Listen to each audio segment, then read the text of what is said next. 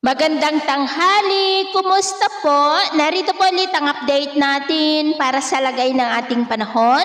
Ngayong tanghali po ng November 4, 2025. Sa ngayon po ay dalawang bagyo pa rin ang ating binabantayan na nasa loob at labas ng ating area of responsibility, ang bagyong Tino at ang potensyal na bagyong Uwan. Ang potensyal na bagyong Uwan ay banta naman dito sa ating bansa by next week at posibleng papasok na sa ating area of responsibility sa darating po na Sabado or Linggo.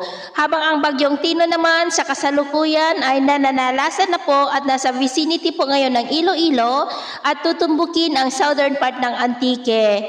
Mamayang hapon around 5 p.m. ay posible na po na nakalampas ang kalupaan ng Panay at mananalasan na po dyan sa may Cuyo Island at mamayang gabi tumbukin po ang Palawan at bukas ng umaga, posible po na nandyan na sa may West Philippine Sea. Sa ngayon po ang bagyo ay taglay ang lakas ng hangin na maabot po sa 140 kilometers per hour at bugso na 195 kilometers per hour at kumikilos pa westward sa bilis po na 25 kilometers per hour.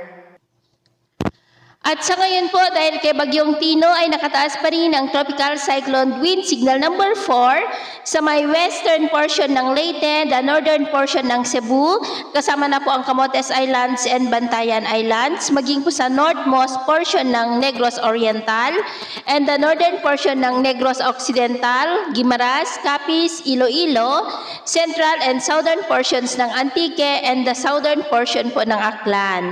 Signal number 3 sa southwest portion ng Masbate, the northernmost portion ng Palawan, kasama na po ang Calamian Islands at Cuyo Island. Maging po sa nalalabing bahagi ng Leyte, Biliran, the northern portion ng Bohol, the central portion ng Cebu, the northern portion ng Negros, ganun din po sa may central portion ng Negros Occidental, nalalabing bahagi ng Aklan and the rest of Antique, kasama na po ang Kaluya Islands.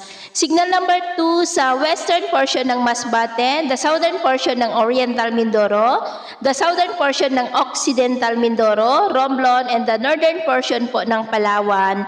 Ganon din po sa western and southernmost portion ng Samar, nalalabing bahagi ng Cebu and the central portion ng Negros Oriental, nalalabing bahagi ng Negros Occidental, southern Leyte, and the rest of Bohol. At signal number 1 po sa may Sorsogon, nalalabing bahagi pa ng Masbate, kasama na po ang Ticao Island, Burias Island, Albay, and the rest of Oriental Mindoro, northern and central portions ng Occidental Mindoro, maging po sa southern portion ng Marinduque and the central portion ng Palawan, kasama na po ang Cagayan Silio Islands, maging sa northern Samar, eastern Samar, nalalabing bahagi pa ng Samar, the rest of Negros Oriental, Siquijor, Dinagat Islands, and the northern portion ng Surigao del Norte and Camiguin. At mamaya po ay asahan pa rin natin ang maulap na kalangitan with isolated rain sa mas malaking bahagi pa rin ng ating bansa. Kaya mag-ingat po tayo sa posibleng mga banta pa rin ng mga pagbaha at pagguho ng lupa.